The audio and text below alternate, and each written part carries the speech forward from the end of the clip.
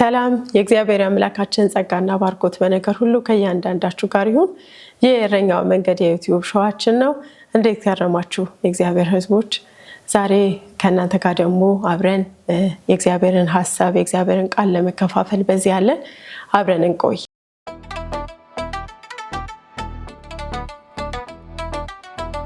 እንኳን ደህና መጣችሁ። ይህ የእረኛው መንገድ የዩቲዩብ ሾው ነው። የእረኛው መንገድ የዩቲዩብ ሾው መጽሐፍ ቅዱስን መሰረት ያደረጉ እውነታዎችን የመማሪያ ቦታ ነው።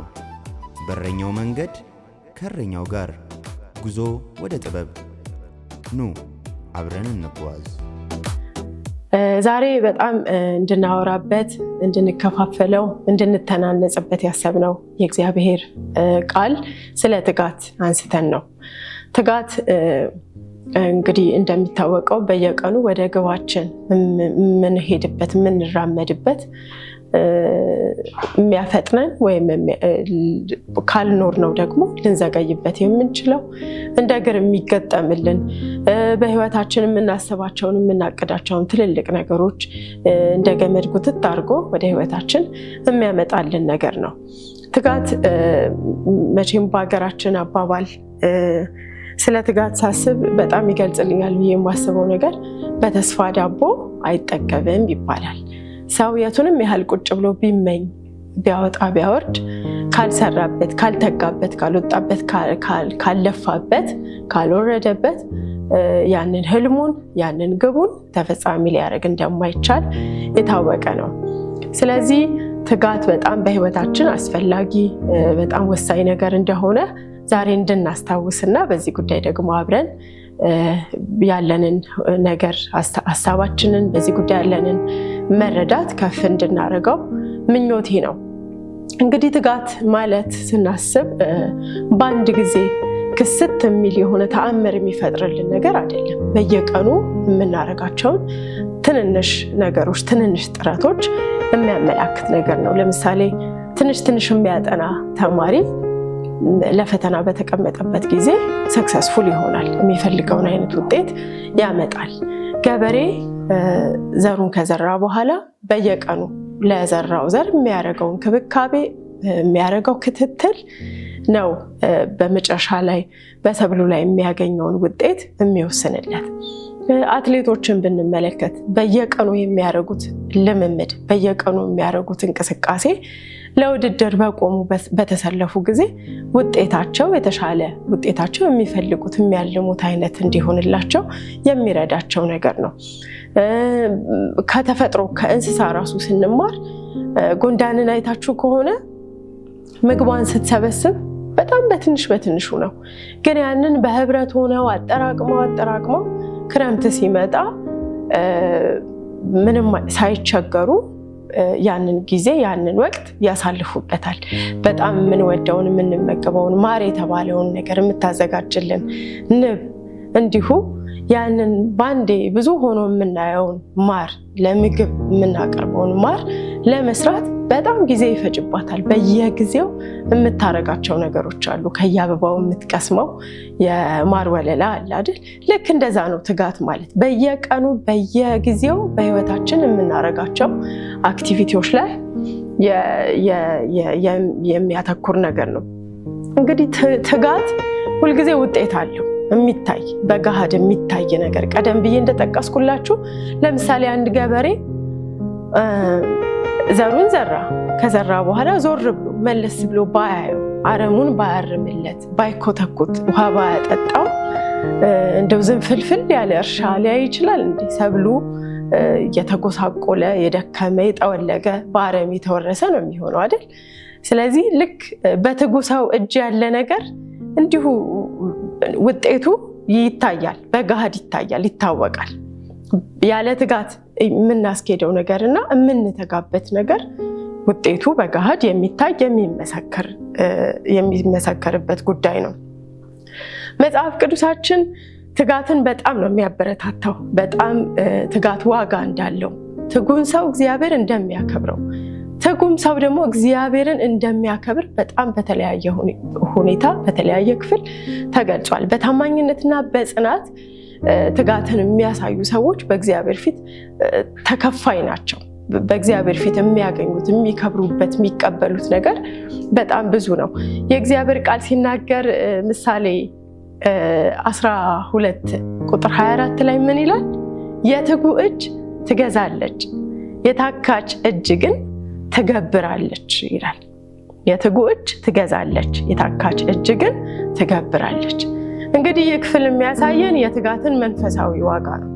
እግዚአብሔር በታማኝነት በኃላፊነት በጽናት በመሰጠት የሚሰሩ ሰዎችን እንዴት እንደሚያከብር ማሳያ ነው። እንዲህ አይነቱ ትጋት ተጽዕኖ ፈጣሪ ያደርጋል። ሁልጊዜ ትጎች ህይወት አይታችሁ ከሆነ በጣም ኃላፊነት የሚሰማቸው ስለሆኑ በሄዱበት ቦታ ለኃላፊነት ምራቅ የሚያስወጡ ናቸው። በቃ ወይ ከሌን እኮ እዚህ ቦታ ላይ ባረገው እንደው በቃ በደንብ ነው የሚሰራልኝ የሚያሰኝ ጉጉትን በሰው ላይ የመፍጠር በጎ ተጽዕኖ ማምጣት የሚችሉበት አቅም አላቸው። በሄዱበት ቦታ ተአማኒነትን መፍጠር ይችላሉ። ለእድገት ለኃላፊነት ቦታዎች ይታጫሉ። ስለዚህ ሁልጊዜ ትጋት ለመንፈሳዊ ሰው በተለይ በጣም ለክብር እግዚአብሔርንም ደስ ለማሰኘት ህይወት ቅርብ የሆነ ህይወት እንድንኖር እንደሚረዳን ማሳያ ነው።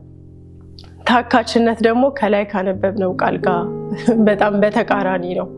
የትጉ እጅ ትገዛለች አይደል የሚለው፣ ይሄ ደግሞ ተቃራኒ ነው። ይገብራል። ምክንያቱም ታካችነት፣ ስንፍና፣ ዳተኛነት ሁልጊዜ የታወቀ ነው። ጥገኛ ያደርጋል። ምክንያቱም ስራን የምናደርገውን የትኛውንም ነገር በግፊት በጫና እንጂ በደስታ በመሰጠት አይደለም በስንፍናና በታካችነት ልናደርገው ስንሞክር።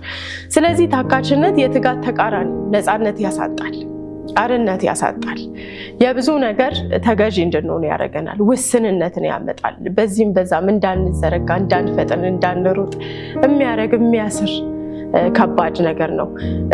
እድገትን ይከለክላል፣ ለውጥን ይከለክላል። ትጋት የሌላቸው ሰዎች ብዙ ጊዜ ኃላፊነት እንደሚሰማቸው ስለማናስብ ከተጠያቂነት በጣም የራቀ አይነት ህይወት ስለሆነ የሚኖሩት ቅድም እንዳልነው ትጉ ሰው ለሚታጭበት ክብርና ለሚፈለግበት ቦታ የመፈለግ ሁኔታቸው በጣም የሳሳ ነው። የእግዚአብሔር ቃል ሲናገር በሮሜ 12 ቁጥር 11 ላይ እንደዚህ ይላል፣ ለስራ ከመትጋት አትለግሙ፣ በመንፈስ የምትቃጠሉ ሁኑ። ለስራ ከመትጋት አትለግሙ፣ በመንፈስ የምትቃጠሉ ሁኑ። ምን ማለት ነው? በመንፈስ መቃጠልና ለስራ ከመትጋት አለመለገም ምን የሚያገናኛቸው ነገር አለ? መንፈሳዊ ሰው ዳተኛ የእውነት መንፈሳዊ ከሆንን መንፈሳዊ ህይወታችን ላይ ከሰራን ለስንፍና ለዳተኝነት ታልፈን የመሰጠት ፕሮባቢሊቲያችን በጣም ጠባብ መሆኑን የሚያሳየን። ሁሌ በመንፈስ የሚቃጠል ሰው አክቲቭ ነው፣ ፓሽኔት ነው። በሄደበት የተረከበውን የተቀበለውን ኃላፊነት በታማኝነት የሚወጣ ነው። ስለዚህ ትጋት ዝም ብሎ ባዶ ጥረት አይደለም፣ መንፈስ መራሽ በመንፈስ የሚመራ ጥረት ነው። ይሄ ደግሞ ምንድነው ውጤቱም በጣም አስተማማኝ ነው ማለት ነው። ምክንያቱም በመንፈስ የሚመራ ስለሆነ ዝም ብሎ እንዲሁ ባተሌ መሆንን አይደለም። ትጋት ዝም ብሎ መሮጥን የሚያሳይ ነገር አይደለም። በጣም ፎከስድ ሆኖ አንድ ነገር ላይ አድምቶ ቀጥቅጦ የመስራትን ጉዳይ የሚያሳየን ነው። በጣም እዚህ ጋር ልናስተውለው የሚገባ ነገር ምንም ነገር እንስራ ከልባችን እንስራ። ምንም ነገር እንስራ በአምላካችን ፊት እንስራ። ትምህርትም ቢሆን በአምላክ ፊት እንማር። ስራ ቢሆን በአምላክ ፊት እንስራ። አገልግሎት ቢሆን በአምላክ ፊት፣ ሁሉን ነገር በአምላክ ፊት አምላክ እንደሚያየው ሆነን ስንሰራ በጣም ለእግዚአብሔር ክብር የመሆኑ ሁኔታ ሰፊ ነው። ትጋት ሌላው መገለጫው ሰሞነኛ አይደለም። ይሄ የወረት የሆነ እንቅስቃሴ የአንድ ሰሞን ሩጫ አይደለም። በፍጹም እንደዛ አይደለም። በጽናት ሁልጊዜ በታማኝነት ዴይ ቱ ዴይ በህይወታችን ያለንን አክቲቪቲ የሚያሳይ ነገር ነው። አእምሯችን፣ አካላችን፣ መንፈሳችን ሁሉ ተባብረው የሚሆኑት ነገር ነው። ስለዚህ ትጋት በማይመቹ ሁኔታዎችም ውስጥ መጽናትን የሚያሳይ ነገር ነው። አልተመቸንም፣ ያ ነገር እየጎረበጠን ነው፣ ግን ወደኋላ አንልም። ግራቀኝ አንልም። በዛ ጉዳይ ላይ ጥግ ድረስ የማስኬድ አቅምን እንገነባለን ማለት ነው። የእግዚአብሔር ቃል ቆላስይስ ምዕራፍ 3 ቁጥር 23 ላይ እንደዚህ ይላል፣ ለሰው ሳይሆን ለጌታ እንደምታደርጉ የምታደርጉትን ሁሉ በትጋት አድርጉ። ቅድም ብያችሁ አይደለ? ስንሰራ በእግዚአብሔር ፊት እንደምንሰራ እያሰብን እንሰራ። የእግዚአብሔርም ቃል ይሄንን ስለሆነ የሚያበረታታው ለሰው ሳይሆን ለጌታ እንደምታደርጉት የምታደርጉትን ሁሉ በትጋት አድርጉት። አንዳንድ ጊዜ ስንማር ስጋዊ፣ ቢዝነስ ስንሰራ ስጋዊ፣ ቸርች ውስጥ ስንዘምር መንፈሳዊ፣ ስንጸልይ መንፈሳዊ፣ የእግዚአብሔር ቃል ሼር ስናደርግ መንፈሳዊ አድርገን ህይወታችንን መንፈሳዊና ስጋዊ እያለን የመከፋፈል ሮንግ የሆነ እንትን አለ፣ መረዳት አለ። እንደዛ ግን አይደለም። የምናደርገውን ነገር ሁሉ በእግዚአብሔር ፊት ለእግዚአብሔር ክብር ነው ማድረግ ያለብን። ስለዚህ ለሰው ሳይሆን የምናደርገውን ሁሉ ለጌታ እንደምናደርግ በመቁጠር የምናደርግ ከሆነ በጣም የተሻለ ውጤት ማምጣት እንችላለን። በታማኝነትና በትጋት የምናደርገው ነገር ላይ እግዚአብሔር ፍጹም የሆነ ወይም ፐርፌክት የሆነ ነገር ኤክስፔክት ያደርግብናል ማለት አይደለም። እንደዛ ማለት አይደለም። ግን ሁል ጊዜ ስንተጋ ለእግዚአብሔር እንደምናደርግ በእግዚአብሔር ፊት እንደምናደርገው ስናስብ የእግዚአብሔር አብሮነት፣ የእግዚአብሔር እርዳታ፣ የእግዚአብሔር አቅም መስጠት አብሮን እንዳለን ማሰብ እንችላለን። ጌታችን ኢየሱስ ክርስቶስ የትጋትና የጽናት ምሳሌያችን ነው። በየትኛውም የህይወት አቅጣጫው ምድር ላይ በነበረበት አገልግሎቱ፣ በቆየበት አገልግሎቱ ህይወቱን ሁሉ ስንመለከት ለትጋት ትልቁ ምሳሌያችን ነው። የጸሎት ህይወቱን አይታችሁ ከሆነ ያለማቋረጥ ነው ጌታችን ኢየሱስ ክርስቶስ የሚጸልየው። በጣም በቋሚነት በህይወቱ ወጥነት በተሞላበት ሁኔታ ነው በእግዚአብሔር ፊት ይጸልይ የነበረው።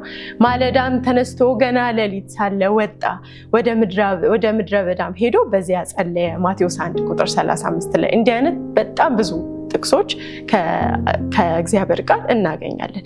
የጸሎት ህይወቱን ስንመለከት በጣም ቋሚነት፣ ወጥነት ያለውን እንደሆነ እንመለከታለን። ሌላው ደግሞ በአገልግሎቱ የሚገጥመው በጣም ብዙ ፈተና አለ አይደል?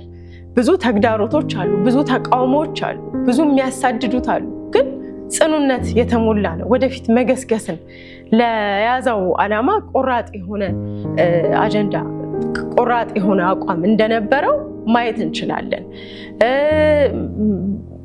ጥሎላቸው ዞር አይልም አይደለ? ነብይ በገዛ ሀገሩ አይከበርም ብሏቸው ዞር ብሎ ወደ ሌላ አቅጣጫውን ለውጦ ያንኑ አጀንዳ ሲያስኬድ ሲያስቀጥል እንመለከታለን።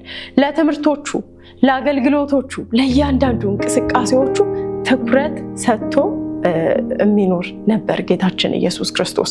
መጽሐፍ ቅዱሳችን ላይ ትዝ ይላችሁ ከሆነ ዮሐንስ 4 ቁጥር 34 ላይ ከግቡ ላይ ዓይኑን ሳይነቅል የሚንቀሳቀስ በአገልግሎቱ ላይ ትኩረት የሚያደርግ እንደነበር ማሳያው የኔ መብል የላከኝን ፈቃድ አደርግ ዘንድ ስራውንም እፈጽም ዘንድ ነው ብሎ ሲናገር እንሰማዋለን። ስለዚህ ከጌታችን ከኢየሱስ ክርስቶስ ሕይወት በጣም በሚገርም ሁኔታ ስለ ትጋት ብዙ በርካታ ኢንስፓየር የሚያደርጉ የሚያነቃቁ ነገሮችን መማር እንችላለን።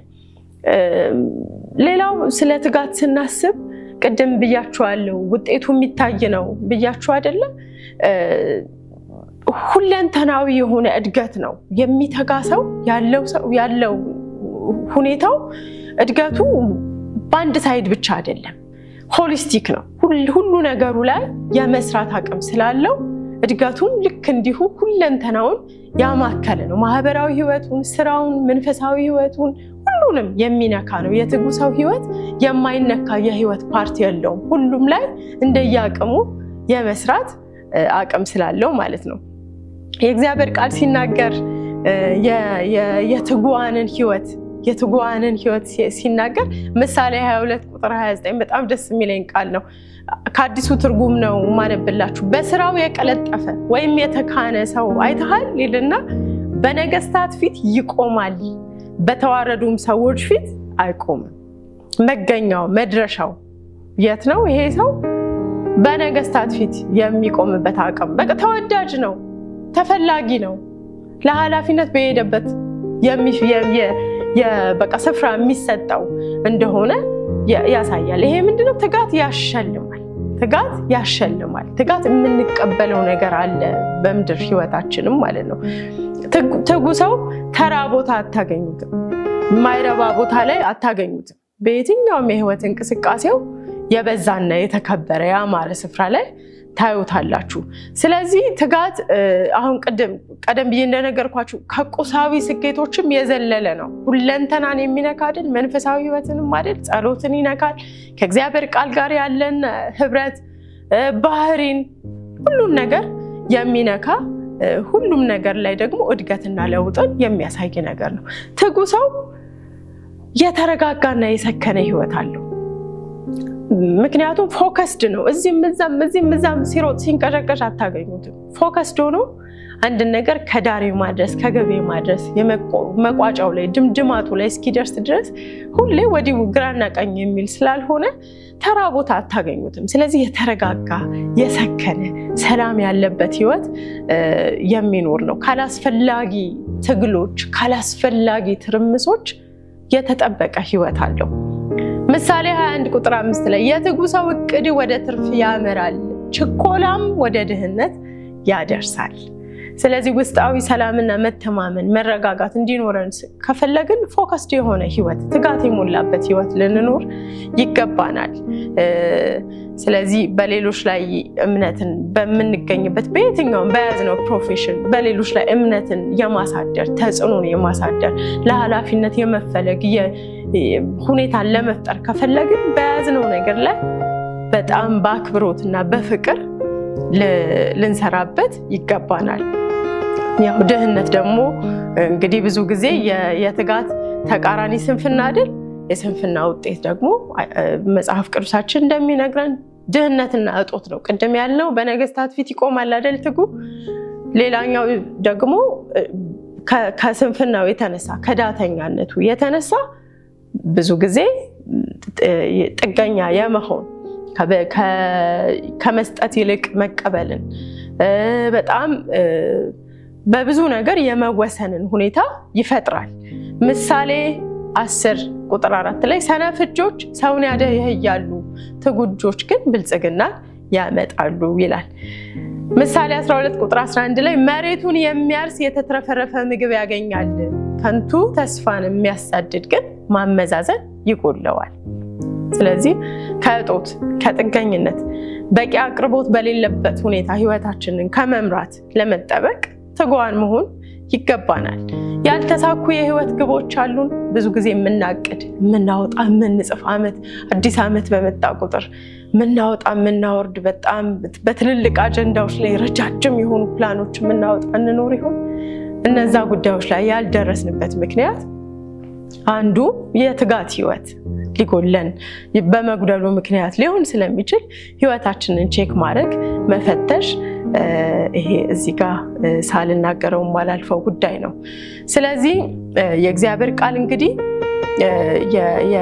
የትጋትን ትሩፋቶች በጣም በተለያየ ሁኔታ አሳይቶናል። ጥድፊያና አቋራጭ መንገዶች ማሳደድ የሞላበት ዘመን ነው። ሁሉ ነገር በጣም በቃ ፈጣን ነው። ምግቡ ፈጣን፣ ስኬቱ ፈጣን በሆነ ነገር በቃ ባጭር መንገድ ይሄ ላብን ጠፍ አድርጎ ጉልበት ኢንቨስት አድርጎ ጊዜ ኢንቨስት አድርጎ የሆነ ግብ ላይ የመድረስን ነገር የሚያበረታታን አይደለም ዘመናችን እንደምታውቁት። ስለዚህ በጣም ከዚህ ነገር ራሳችንን ከዲጂታል ዲስትራክሽኑ በጣም ጊዜያችንን ጉልበታችንን ባልሆነ ነገር እንድናሳልፍ የሚጋብዙ ነገሮች ብዙ ናቸው። የመዝናኛ አቅርቦቱ በጣም ብዙ ነው። ብፌው ብዙ ነው። እዚህ ጋር ቆይ እዚህ ጋር ክረም የሚለን ኢንቫይት የሚያደርገን ነገር በጣም ብዙ ነው። ስለዚህ ከነዚህ ነገሮች በጣም ራሳችንን ፕሮቴክት እያደረግን እየከለልን እግዚአብሔር የትጋትን ህይወት እንዲሰጠን መጸለይ መቻል አለብን። ሌላው በዚህ ዘመን የትጋት እንቅፋት በጣም ነው ብዬ የማስበው ቢዚነስ፣ ከዛ ይሄ ደግሞ ሩጫ፣ ይሄ አላማ፣ ይሄ ውጥረትና ሩጫ ደግሞ ምንድነው? ፐርፐስፉል አይደለም፣ አላማ መራሽ አይደለም። ምንም አይነት እዚህ ቦታ የምንገኝበት እዛ ጋር የምንጠራበት እዚህ ጋር ስልክ የምናነሳበት እዛ ጋር በግራ ቀኝ ምን ጦዝበት ነገር ሁሉ ሰከን ብለን በህይወቴ ላሳካው ከምፈልገው አጀንዳ ጋር ግብ ጋር ይሄዳል ወይ ብለን ቆመ ብለን ስንጠይቅ ምንም አይደረግ አዋዋላችንን ዞር ብለን አመሻሹ ላይ ስንፈትሽ ምንም አይሄድም። በቃ ዝም ብለን በከንቱ ነው ያባከነው። ስለዚህ በዚህ ዘመን አንዱ የትጋት ተግዳሮት እንደሆነ ይሄንን ማሰብ መቻል አለበት። ቢዚ መሆን ወፍ ሲንጫጫ ጀምሮ እስከ ወዳልጋችን እስከምንሄድበት ታይም ያለውን ጊዜ ስንሮጥ መዋል ብቻውን ውጤት አያመጣም። ለምንድነው የምሮጠው? ለምንድነው የምጦዘው? ለምንድነው የሚለውን ነገር ሁሌ ቆም እያልን መፈተሽ ይጠበቅብናል። ምክንያቱም አብሮትም ከባድ የሆነ መንፈሳዊ ዝለት፣ አካላዊ ዝለት፣ አእምሯዊ ዝለት ስለሚያመጣ እንቅስቃሴዎቻችንን በተቻለ መጠን መገደብ፣ መወሰን ከኛ የሚጠበቅ ነገር ነው። ከእግዚአብሔር ቃል አንፃር እንግዲህ የትጋት መድኃኒት ወይም የትጋት ህይወት እንዲኖረን ከፈለግን ልናረጋቸው የሚገቡ ነገሮች አሉ። መንፈሳዊ ህይወታችን ላይ መስራት አለብን። በተመሳሳይ ሁኔታ ደግሞ አስተሳሰባችንም ላይ መስራት መቻል አለብን። መንፈሳዊ ሕክምናው ሁልጊዜ ተቃራኒውን ቼክ ማድረግ፣ ለምንድነው ዳተኛ የሆንኩት? ለምንድነው ሰነፍ የሆንኩት? ለምንድነው የምሰራውን ስራ በእግዚአብሔር ፊት እንደምሰራው እያሰብኩኝ የማልሰራው የሚለውን ነገር ራሳችንን በመጠየቅ ጸሎት፣ ብርቱ ጸሎት በህይወታችን ላይ ልናረግ ያስፈልጋል።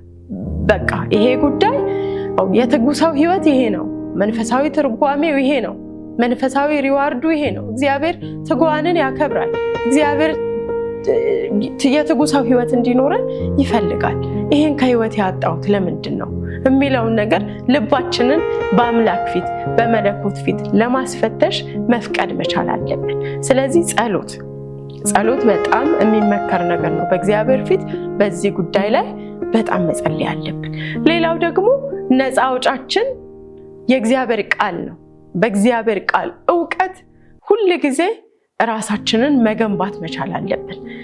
ራሱን ስለ ትጋት የሚያሰላስል ሰው፣ ስለ ትጋት ከእግዚአብሔር ቃል የሚያስተምር ሰው ሰነፍና ዳተኛ መሆን አይችልም።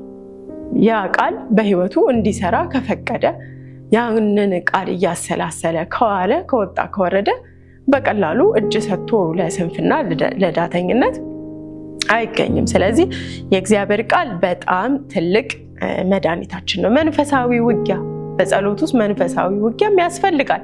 አንዳንድ ጊዜ ሰዎች ለምን እንደሚዝሉ ገና ካልጋቸው ሳይወርዱ፣ ቅድም ምሳሌ ላይ የጠቀስነው ቃል አለ አይደለ? እጃቸውን ወደ ወጭት አድርገው ወደ አፋቸው ለመመለስ አቅም ሲያጡ ቆም ብለው መጠየቅ መቻል አለባቸው። ልክ ሰነፍ ሰውን ቅድም መጽሐፈ ምሳሌ ላይ አይተን አይደለ? በሩ መቃን አለው አይደለ? እዛ ላይ እንደሚሽከረከር ነው ወዲያ እዛው ቦታ ላይ ይላል እንጂ የሚሄድበት የሚራመድበት የሚንቀሳቀስበት አቅም የለውም። ስለዚህ እንደዚህ ወኔያችን ስልብ ሲል፣ እንዲህ እጅግራችን ሽባ ሲሆን፣ እንዲህ መንፈሳችን ውርድ ሲል መንፈሳዊ ውጊያም እንደሆነ ታሳቢ አድርገን በዚህ ጉዳይ ላይ እየተቃወምን በእግዚአብሔር ፊት መጸለይ አለብን። ዝም ብለን እንደው ዛሬ እንደው በቃ ደብቶኛል፣ ዛሬ እንደው በቃ ምናምን ብለን በዋዛ ፈዛዛ ባናልፈው የተሻለ ነው። ሌላው ከእግዚአብሔር ቃል በዙሪያችን እንደ ደመና የከበቡንን የእምነት አባቶች እናስብ። እነሱን ስናስብ ኢንስፓየር የሚያደርጉን የሚያነቃቁንን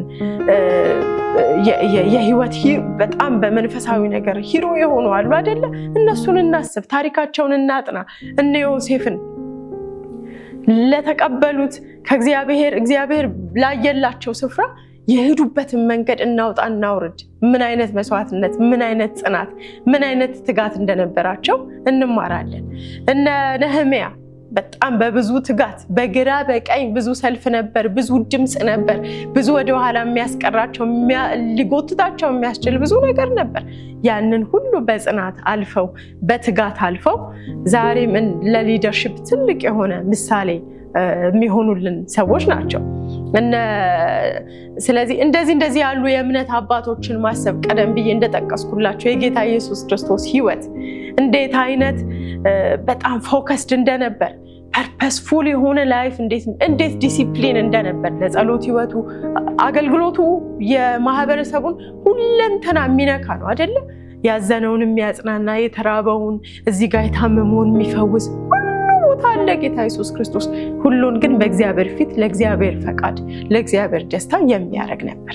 ስለዚህ ይህንን በህይወታችን ሁሉ ጊዜ እንድንለማመድ በክርስቶስ ፍቅር አስታውሳችኋለሁ። ጌታ አምላካችን ጸጋን ያብዛልን። እግዚአብሔር ትጋትን ይጨምርልን። እግዚአብሔር የትጋትን መንፈስ ውስጣችን ይጨምር። ዳተኛነት በጌታ በኢየሱስ ስም ህይወታችንን ይልቀቅ። ከአገልግሎታችን ቢሆን ከስራችን ቢሆን ከትምህርታችን ቢሆን ቤተሰቦቻችንን ሰፖርት ከማር ከየትኛውም የህይወት እንቅስቃሴ ከፕሮፌሽናችን ከየትኛውም ነገር ዳተኝነትን ሁሉ ጊዜ ስንፍናን እያሳደድን እየመታን የምንኖር ሰዎች እንድንሆን የእግዚአብሔር ጸጋ ይብዛልን። በጣም ወዳችኋለሁ። በሚቀጥለው በሌላ ርዕሰ ጉዳይ እንገናኛለን። የእግዚአብሔር ጸጋ ከሁላችሁ ጋር ይሁን። ደህና ቆዩ።